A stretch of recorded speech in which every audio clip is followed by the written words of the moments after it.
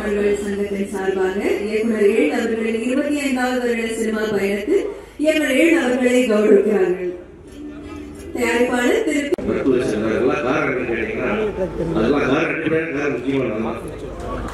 என்ன காரணம்னா 25 வருஷம் முன்னாடி ஒரு படத்துல என்னுடைய படத்துல அசோசியேட் டைரக்டர் வேலை பார்த்தார். அந்த படம் தான் சினிமா முழுமையா கத்துக்கிட்டாரு. இப்படி படம் எடுக்கக்கூடாது ஒரு படத்தை நான் எடுத்தேன். அதோட அசோசியேட் பண்ணுவாரு. ஒத்துக்கிறீங்களா? கரெக்ட் தானே? அந்த படத்துல அவ்வளவு அனுபவம் இருக்கு. ஒரு அசோசியேட் இருந்து சினிமாவை இப்ப எடுக்கக்கூடாது முழுமையா கத்துக்கிட்டு அதுக்கப்புறம் திருப்பி வரணும் மேஜிக் தான் திருப்பி நடத்த முடியும். அதெல்லாம் தாண்டி ஒரு ஒண்டர்ஃபுல்லா கரண்ட்ல அப்படியே இருக்கிற ஒரு டைரக்டர், எல்லா விஷயம் தெரிஞ்ச ரொம்ப என்ன சொல்றது மனிதாபிமானம் உள்ள நட்புள்ள ஒரு அன்பான மனிதர். அவர் வந்து தொடர்ந்து ஜெயிக்கணும். இந்த படம் அதே மாதிரி என்னோட அன்பு தம்பி விமலுக்கு இந்த படம் பெரிய வெற்றி படம் அமையணும். ஆனால் சினிமாவில் நல்லவங்க ஜெயிக்கிறது நம்ம எப்போ ஆசைப்படுற நல்லவங்க முக்கியமான ஒரு நல்லவங்க தம்பி விமல். அவர் ஜெயிக்கணும் என்னோட பேராசை. ஏன்னா எல்லா விதத்திலையும் கோஆபரேட் பண்ற, எல்லா விதத்திலையும் மண்டா இருக்கிற, எல்லா விதத்திலையும் மண்டா இருக்கிற நல்ல தயாரிப்பாளர்களை நடிக்கிற தயாரிப்பாளர்களுக்காக எல்லாமே எல்லா கான்ட்ரிபியூஷன் கொடுக்குற பைசா மாதிரி நிறைய அற்புதமான நடிகர்கள் எல்லாம் முன்னுக்கு வரணும். இந்த தயாரிப்பாளர்களை காப்பாற்றக்கூடிய நடிகர்களா இருக்கணும், டைரக்டரா இருக்கணும். இப்பவே அந்த ஏரியா யோசிப்போம். அந்த வகையில அற்புதமான ஒரு தம்பி விமல் அவருக்கு படம் பெரிய வெற்றி படம் அமைஞ்சு ஒரு முன்னணி அந்த படம் அவரை கொண்டு வர வேண்டும் என்ற எல்லா சாதனையும் வாழ்த்து விளைவிக்கிறேன். Thank you so much, sir. Thank you, Ranjan sir. Siddharthan sir. எல்லோருக்கும் வணக்கம். 7/25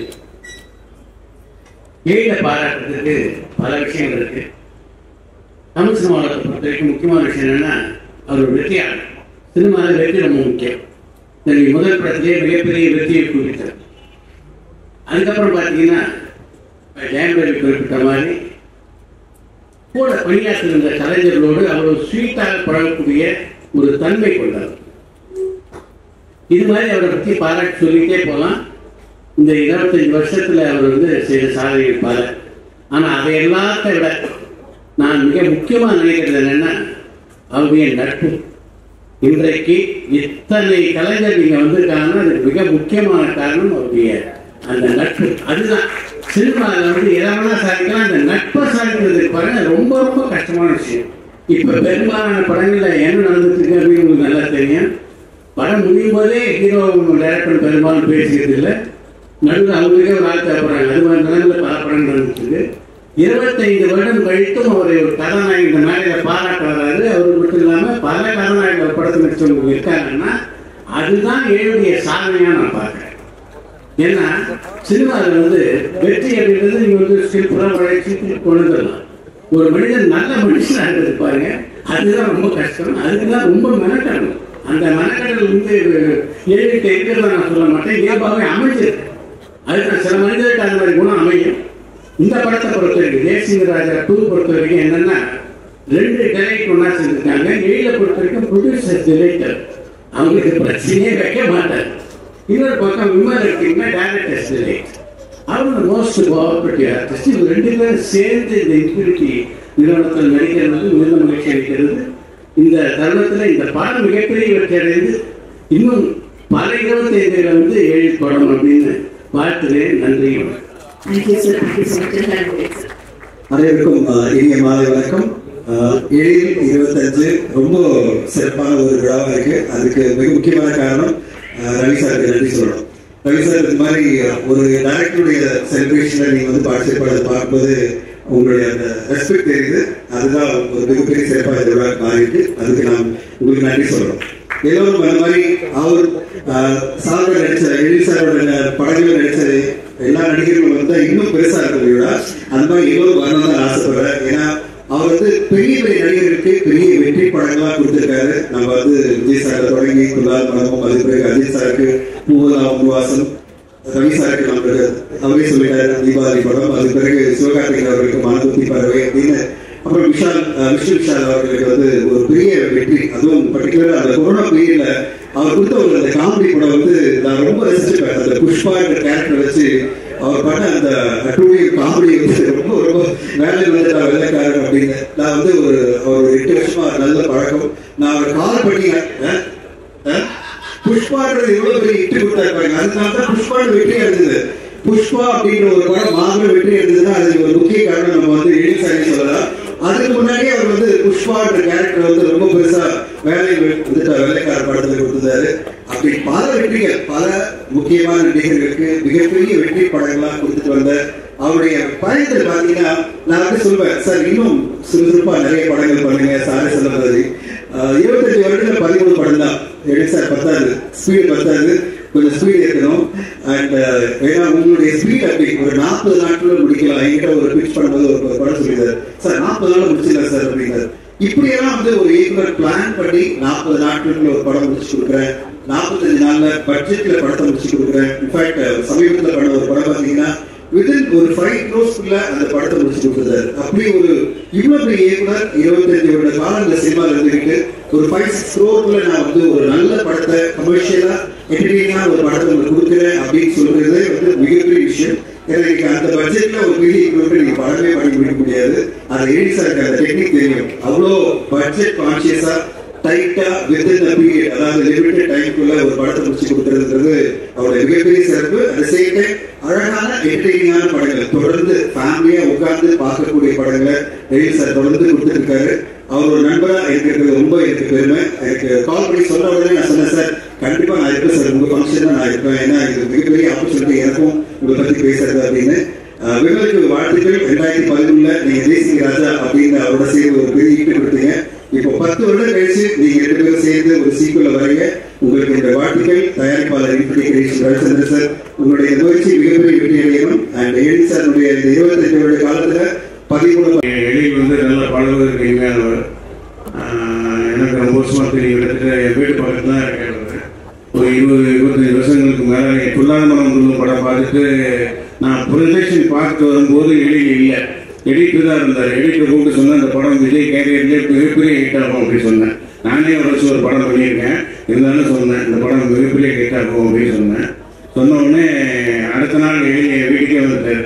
வந்து ஒரு சாக்லேட் பாக்ஸ் எடுத்து என் பையன் குழந்தையா இருந்தேன், சின்ன பையன், ஒரு சாக்லேட் பாக்ஸ் கொடுத்துட்டு எனக்கு ரொம்ப தேங்க்ஸ் சார், இந்த படம் உங்களுக்கு பிடிச்சிருக்காரு சார் அப்படின்னு வந்து கேட்டாரு. நான் சொன்னேன், எங்கேயும் மறந்துட மாட்டாருன்னு நினைக்கிறேன், இந்த படம் நிச்சயமா மிகப்பெரிய வெற்றி படமாக அமையும் அப்படின்னு சொன்னேன். சொல்லி சார்னு சொன்னேன், சார் சூப்பர் குட் கேரியர்லேயே அந்த படம் பாருங்க நாட்டாமை அளவுக்கு பெரிய ஹிட் ஆகும் சார் அப்படின்னு சொன்னேன். சொன்ன மாதிரியே அந்த படம் பெரிய ஹிட் ஆச்சு. அதுக்கப்புறம் எழில் ஏகப்பட்ட ஹிட்டு கொடுத்தாரு. அது என்ன பெரிய பியூட்டினா காலத்துக்கு ஏற்ப தன்னை மாற்றிட்டு தன்னை அடாப்ட் பண்ணிட்டு இந்த காலத்துலேயும் அவர் நிறைய ஹிட்டு கொடுத்துருக்காரு. வேலைன்னா வந்துட்டு அவர் வெள்ளைக்காரன், சரவணம் இருக்க பயமே, இந்த மாதிரி பல படங்கள் பண்ணி இந்த காலத்துலேயும் போய் ஹிட் பண்ணிட்டு இருக்காரு. இன்னும் ஹிட் பண்ணிக்கிட்டே இருக்காரு தொடர்ந்து. எல்லாரும் சொன்ன மாதிரி எழில் 50 பார்க்கணும், 50 வரும்போது நம்மளாம் இருக்கும்போது நம்மளுக்கு தெரியல. ஆனாலும் அப்போ எழில் 50 வரணும், 50 வரும்போது எழில் 50 வரும்போது இன்னும் பல வெற்றி படங்கள். இப்போ 14 படம் தான் பண்ணியிருக்காருன்னா அப்போ ஒரு 50 படம் பண்ணியிருக்கணும். உண்மையை ஃபாஸ்டாக பண்ணுவார்னு நான் நினைக்கிறேன். வாழ்த்துக்கள், நன்றி. இந்த தருணம் நம்ம எல்லாரும் அவரா காத்துட்டு இருக்கக்கூடிய சார் சொன்னாங்க தேசிய ராஜா 2 25வது வாரம்னு பாக்குறேன்னு. சோ அந்த வார்த்தைக்கு அடுத்து நிச்சயமா நம்ம ஃபர்ஸ்ட் லுக் பார்க்கக்கூடிய நேரம் இது. இன்ஃபினிட்டி கிரியேஷன்ஸ் திரு ஆர் ரவி அவர்கள் தயாரிப்பில் கூடவே இந்த தருணத்துல வித்யாசாகர் சார் பத்தி நம்ம ஸ்பெஷல் மென்ஷன் கொடுத்தாங்கணும். ஏன்னா சார் உங்களோட மெலடிஸ் அண்ட் உங்களோட பாடல்கள் எல்லாத்துக்குமே நாங்க ரொம்ப ஃபேன். அண்ட் இப்போ அதுக்கு ஒரு பெரிய வைரலாக வித்யாசாகர் 2.0 கூட வந்திருக்கு அப்படிங்கிறது எங்களுக்கு ரொம்ப சந்தோஷம். இந்த படத்துக்கு நீங்க மறுபடியும் சேமிக்கிறீங்க அப்படிங்கிறது எங்களுக்கு ரொம்ப மகிழ்ச்சி. எழில் சார் அவர்களுடைய இயக்கம் அப்படின்னு வரும்போது அதுல சொல்ற மாதிரி ஃபன் ஃபில்ட் என்டர்டெய்னரா இருக்கும். விமல் அவர்கள், பூஜிதா அவர்கள், ஆர்வி உதயகுமார் சார் அவர்கள், ரவி மரியா அவர்கள், மொட்டை ராஜேந்திரன் அவர்கள், சிங்கம் புலி சார் எல்லாருமே நடிச்சிருக்காங்க. தேசிய ராஜா 2 படத்துடைய ஃபர்ஸ்ட் லுக் நம்ம இப்ப பார்த்துடலாம். எல்லாருக்கும் என்னுடைய பணிவான வணக்கம். எழில் அவருடைய 75வது வருடம், அதுக்கப்புறம் தேசிய ராஜா படத்தினுடைய விழா 2 சேர்ந்து நடந்திருக்கு. எழில் அவர்களை முதல் திரைக்கு வந்த இந்த சந்தர்ப்பம் கொடுத்த சௌத்ரி சாருக்கு மனமார்ந்த நன்றியை முதல் தெரிவிச்சுக்கணும். ஏன்னா அவர் நிறைய பேருக்கு இந்த மாதிரி நிறைய டெக்னீஷியன்ஸ் வந்து அதுவும் டைரக்டர்ஸ் குறிப்பாக வந்து நிறைய பேருக்கு வந்து அவர் சொல்லியிருக்காரு. அடுத்தபடியா இப்போ இவ்வளவு சிறப்பா இந்த 25வது வருடம் இந்த தயாரிப்பாளர் ரவிச்சந்திரன் அவர்களுக்கும் என்னுடைய நன்றியை தெரிவிச்சுக்கிறேன். எழில் அவர்களை பற்றி எனக்கு அதிகமாக தெரியாது. அதுதான் உண்மை. என்னன்னா அவர் படங்கள் தெரிஞ்ச அளவுக்கு அவரோட நான் படங்களுக்கான வாய்ப்பு கிடைக்கல. ஆனால் ஒவ்வொருத்தரும் சொல்லும்போது அதை மட்டும் கேட்டுக்குவேன் நான். அவர் படங்கள் அதுதான் எனக்கு வந்து மிஸ் பண்ணாம படங்களை வந்து நான் பார்த்துருக்கிறேன். அவர் வந்து படங்கள்ல வந்து மெயினா வந்து அந்த ஹியூமர், அந்த டச் மிஸ் பண்ணாம ஒவ்வொரு படத்துக்கு அது இருக்கிற மாதிரி பார்த்துக்குவாரு. அதுதான் அவருடைய பெரிய பலம் அப்படின்னு நான் நினைக்கிறேன். இப்போ அவர் படத்துல மட்டும் ஹியூமர் இல்லை. நான் ஒரு ஃபங்க்ஷனுக்கு வரும்போது ஹியூமராக தான் இருந்தது. என்னென்ன புறப்பட்டேன், முதல்ல இன்னைக்கு வெளியூர்ல தான் இருந்தேன். அப்புறம் இன்னைக்கு வெளியூர் போகிற கேன்சல் ஆச்சு. அதுக்கப்புறம் காலையில் கேட்டால் இல்லை நான் வந்துடுறேன் அப்படின்னேன். புறப்படுற நேரத்தில் என்னுடைய மனைவி பொன்மாணிக்கு வந்து வந்தார். வந்து புறப்படுவீங்களா? ஆமாம் சார் வந்தாங்க மனைவி அப்படின்னேன். கரெக்டாக வந்திருக்கேன் அப்படின்னு சொல்லிட்டு அவர் வந்து ஏதோ ஒரு இடம் சொன்னார். இல்லையே இங்கே தானே அப்படின்னு சொல்லிட்டு நான் கேட்டேன். இல்லை தெளிவாக வந்து வேற ஒரு இடத்துல சொன்னார். அப்புறம் எந்த மழை கொஞ்சம் கரெக்டாக இது பண்ணிக்க. இல்லை எனக்கு பிஆர்ஓ ஜான்சன் கரெக்டாக அனுப்பிச்சிட்டார் சார், நான் கையிலே வச்சுருக்கேன் 4th floor அப்படின்னாரு. என்னடா இது அப்படின்னு சொல்லி கன்ஃபியூஸாக இருக்கு அப்படின்னு சொல்லிட்டு அப்புறம் எதுக்கும் உங்களோட செக் பண்ணுங்க அப்படின்னேன். அப்புறம் செக் பண்ணிட்டு இவர் அவரை திட்டிட்டு இருக்காரு, அவரை இவரை திட்டிட்டு இருக்காரு. அப்புறம் கடைசியில் இல்லை இங்கே தான் இந்த ஓட்டில் தான் அப்படின்னாங்க. அப்புறம் வந்ததுக்கு அப்புறம் பார்த்தா நான் நேரம் அப்படி போயிட்டேன். அப்புறம் அங்கிருந்து ஒரு ஆள் வந்து பிடிச்சி வந்து இங்கே இல்லை சார் ஃபங்க்ஷன் அங்கே அப்படின்னு சொல்லி கூப்பிட்டுருந்தேன். ஸோ அவர் சம்மந்தப்பட்டது எல்லாமே ஹியூமராக. அவர் அப்படின்னா அவருடைய படங்கள்ல அந்த ஹியூமர்கள் தான் எப்போ பேசப்படும். அது எனக்கு ரொம்ப பிடித்தமான ஒரு விஷயம். அப்புறம் அவரை பற்றி சொல்லும்போது எல்லாருக்குன்னா ஒருத்தர் கேரக்டரை வந்து ஈஸியாக வெளியிருந்தால் கூட இந்த பழகினா கூட எப்போ இவ்வளவு ஹீரோக்கள் கூட படம் பண்ணாரோ அதுலேயே வந்து எந்த அளவு தன்மையாக படம்னா இத்தனை ஹீரோக்கிட்டையும் காட்சிக்கு வாங்கி படம் பண்ண முடியும் அப்படிங்கிறத வந்து ஈஸியாக நம்ம வந்து ஃபாலோ பண்ணிக்கலாம். ஸோ அவ்வளவு ஹீரோக்கிட்ட வந்து அவ்வளோ தூரம் வந்து அவர் சித்திரவாசனம் கூட சொல்லிட்டு இருந்த திறமைகள் அப்படிங்கிறத விட அந்த படங்கள் தன்மை, அந்த கேரக்டர் அப்படிங்கிறது வந்து ரொம்ப இம்பார்ட்டன்ட். ஸோ அவர்கிட்ட அந்த குணாதிசயம் வந்து ரொம்ப பாராட்டப்பட வேண்டிய ஒரு குணாதிசயம்.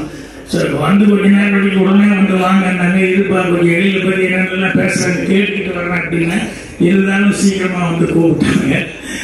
அதனால் அவர் வந்து அந்த தேசிய அப்போ படங்களோட வந்து ஹியூமருக்கு அதிகமாக விமல் இவங்கெல்லாம் வச்சு ஹியூமருக்கு அதிகமாக இம்பார்ட்டன்ஸ் கொடுத்து தான் எடுப்பார்னு நினைக்கிறேன். அப்புறம் வித்யாசாகர் எனக்கு ரொம்ப பிடித்த மெலடி. அவர் பாட்டு எப்பவுமே மலரி மௌனமாக அந்த பாட்டு எப்பவுமே பண்ணிட்டு இருப்பார். ஸோ அவர் பார்க்கும்போதெல்லாம் அந்த பாட்டு தான் எனக்கு மைண்டுக்கு வந்துகிட்டே இருக்கும். அவ்வளோ என்ஜாய் பண்ணிக்கிறேன்னு சொல்லுவாங்க. அந்த டெக்னீஷியன் எல்லாத்துக்குமே என்னுடைய மனமார்ந்த வாழ்த்துக்கள் தெரிவிச்சுக்கிறேன். ஹியூமர்கள் வந்து நிறைய நம்ம வந்து திங்க் பண்ணி குடிக்கிறதுங்கிறத விட நம்ம சுற்றி நம்ம கவனிச்சுக்கிட்டே இருக்கோம் அப்படின்னு சொன்னாலே அதுலேயே நிறைய விஷயங்கள் வந்து ஹியூமர் கிடைக்கும். என் ஆஃபீஸ் பையன் ஒரு பையன் வேலை பார்த்துருந்தான் காசி அப்படின்னு சொல்லிட்டு. நான் மேலே மாடியில் இருப்பேன், கீழே மேனேஜர் மற்றவங்களுக்கெல்லாம் ரூமு கீழே. ஸோ இன்டர்காம்லாம் யாராவது இப்போ கீழே பேசணும் அப்படின்னு சொன்னால் இன்டர்காம்லாம் கூப்பிட்டு பேசுவேன்.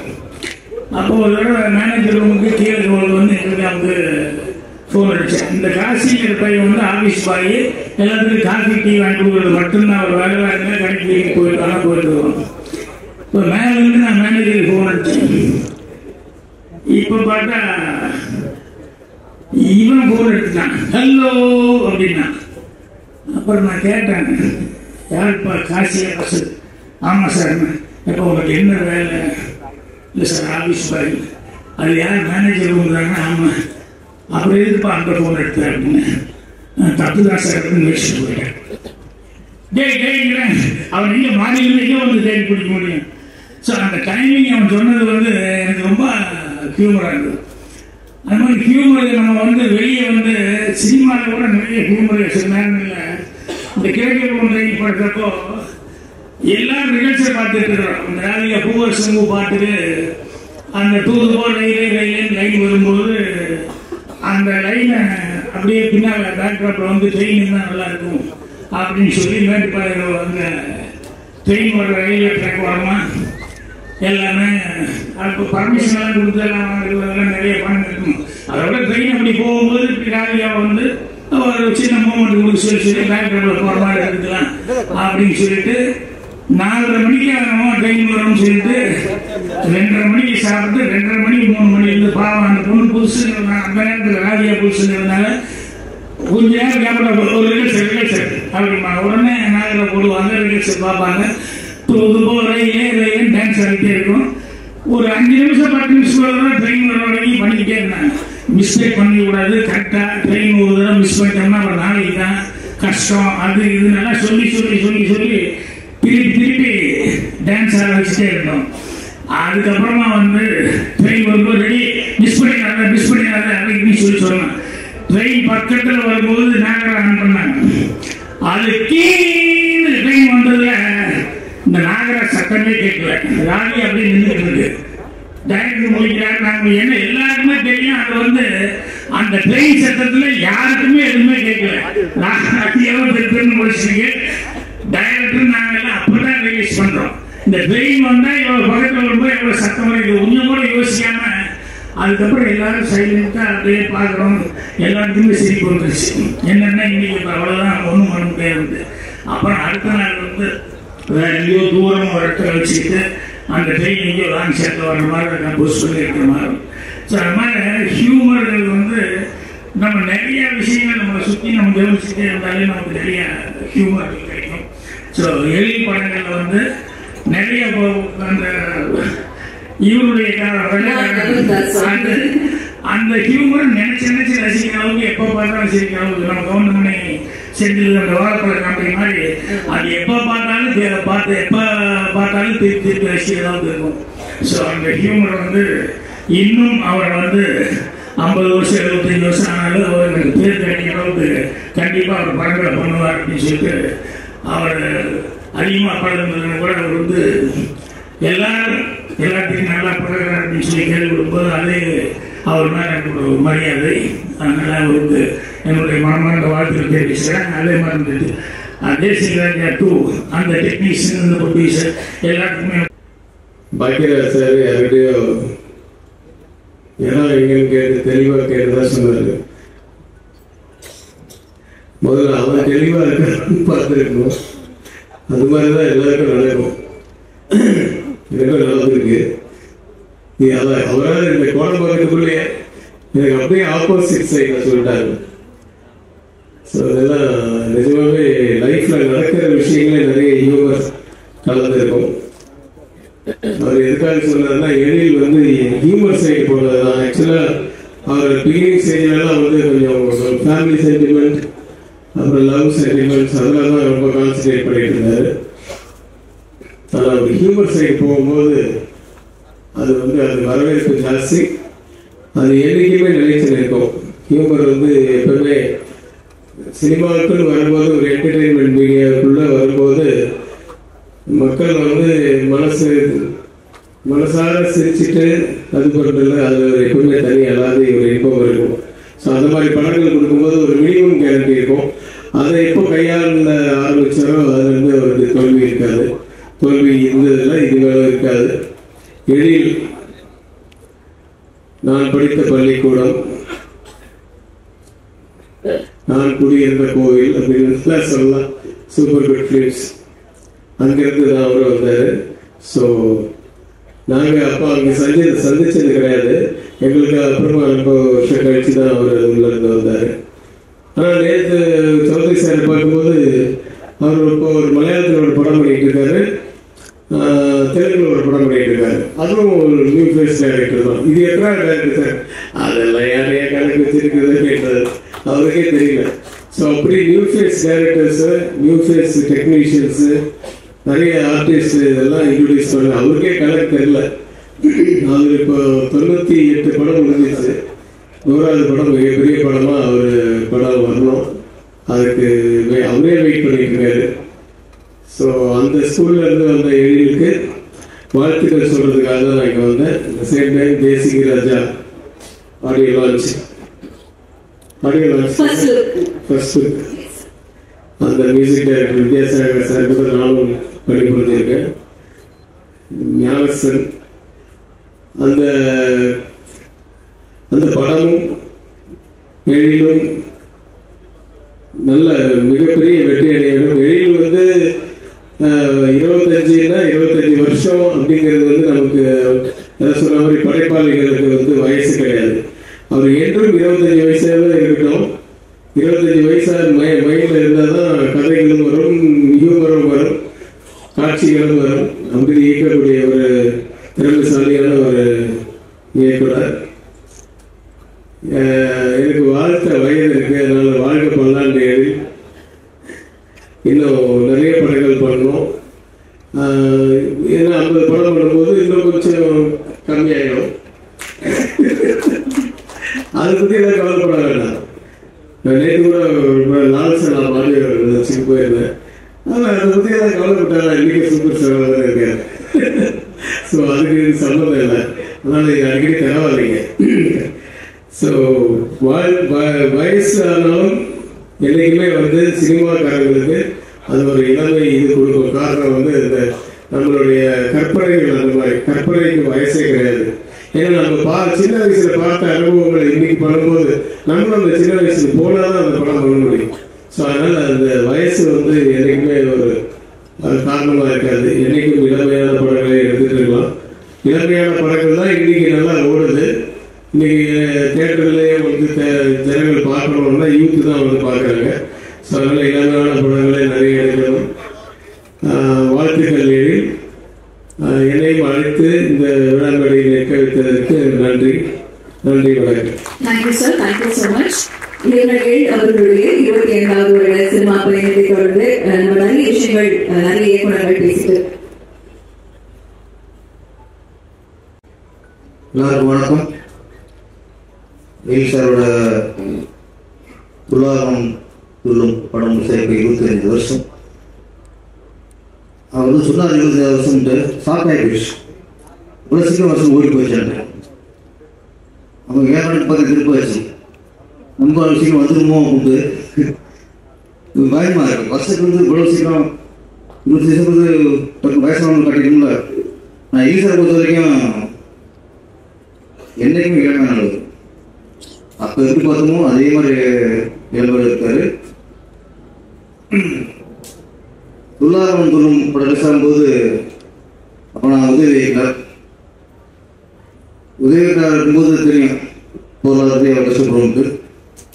ஒரு படம் பார்க்குறதே இப்போ கஷ்டமாக இருக்கும். தேர்தல் டிக்கெட் எடுத்து அதுக்கே ரொம்ப கஷ்டமாக இருக்கும்.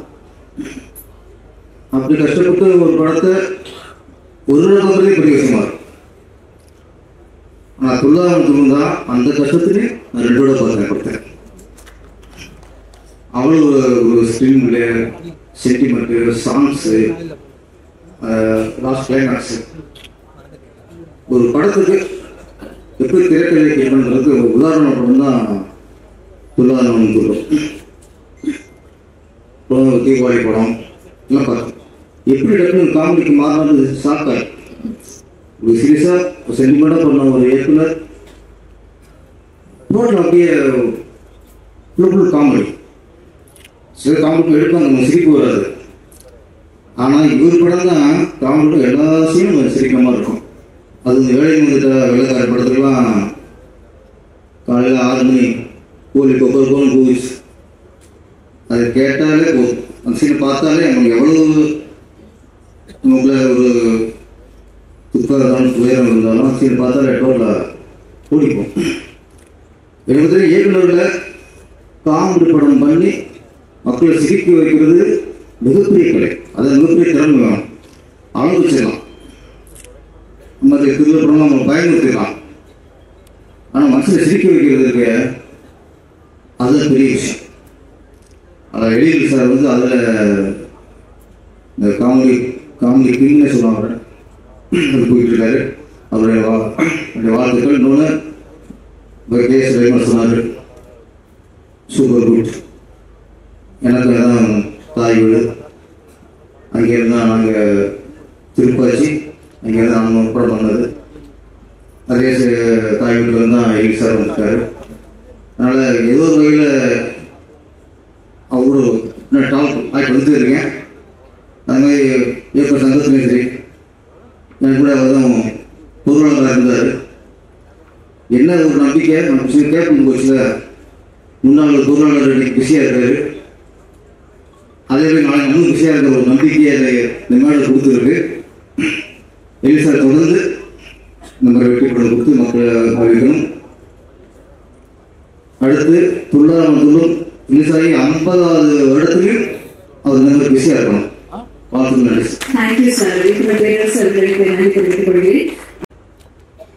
அனைவருக்கும் வணக்கம். வணக்கம். பிக் பாஸ்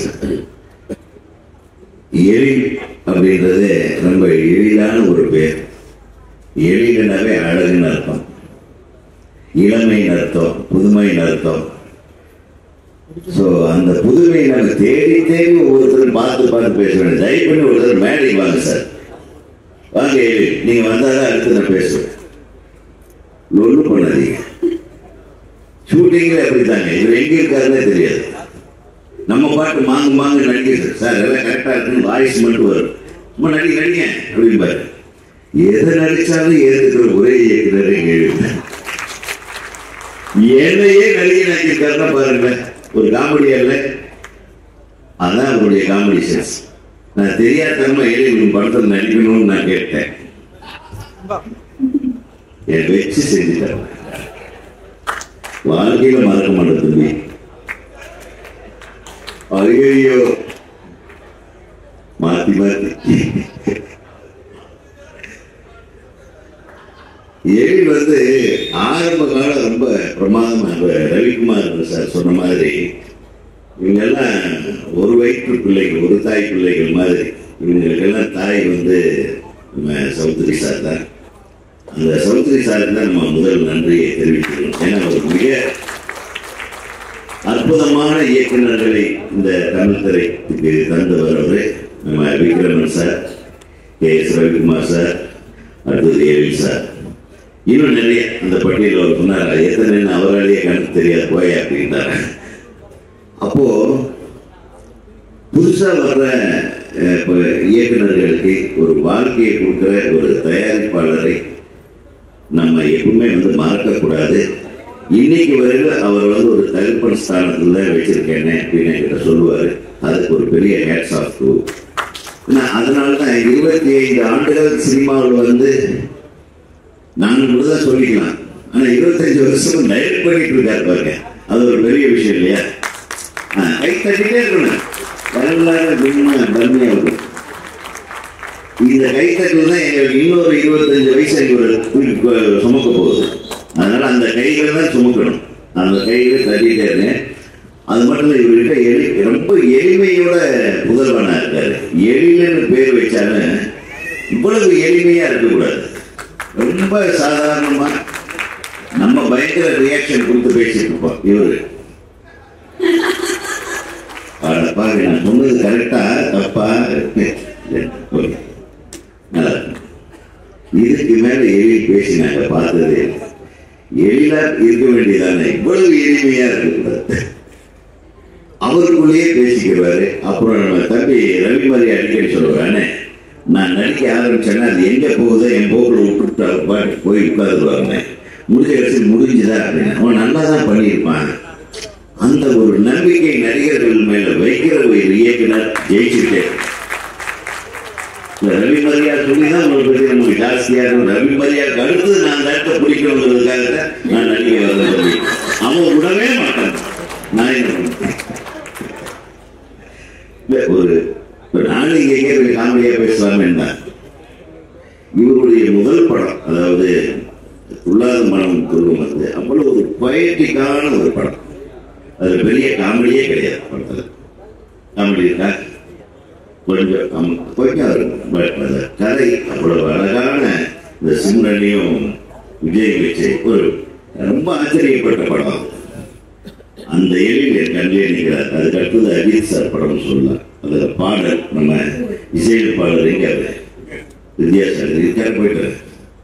வித்யாசாகர் ரொம்ப சுப்பீரியர், ரொம்ப கிரியேட்டிவான ஒரு இசையமைப்பாளர். நானும் அவர் கூட ஒரு படம் பண்ணேன். உங்களுக்கு அந்த அந்த பாட்டு என்ன பாட்டு அது? இது மலர்கள்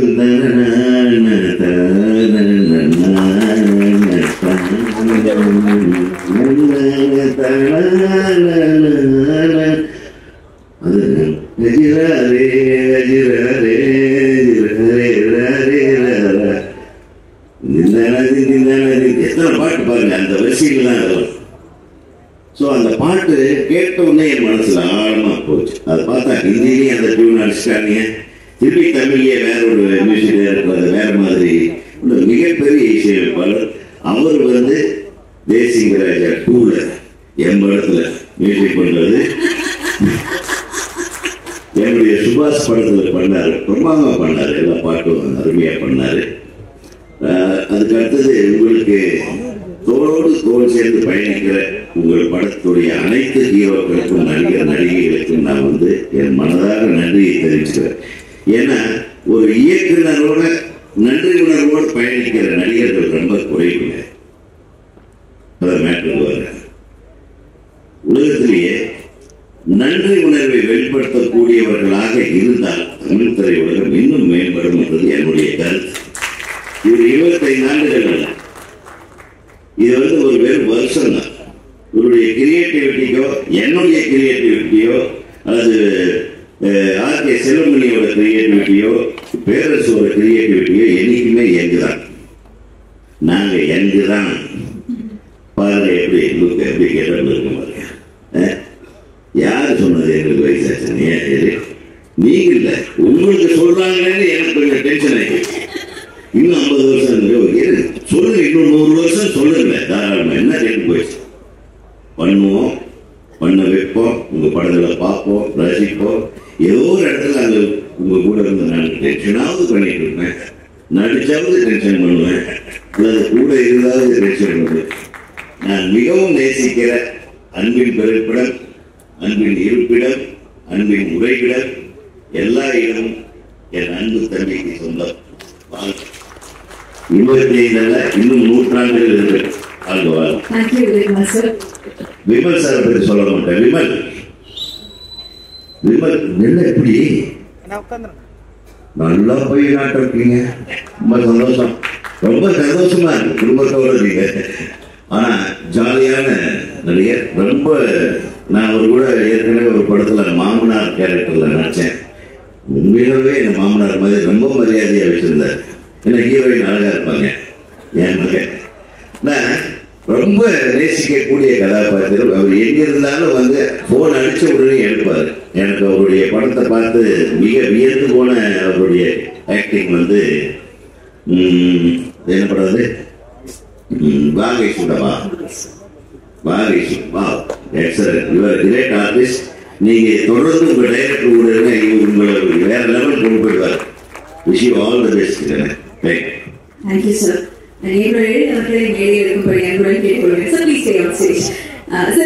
இன்னைக்கு இந்த சிறப்பு பயணத்தை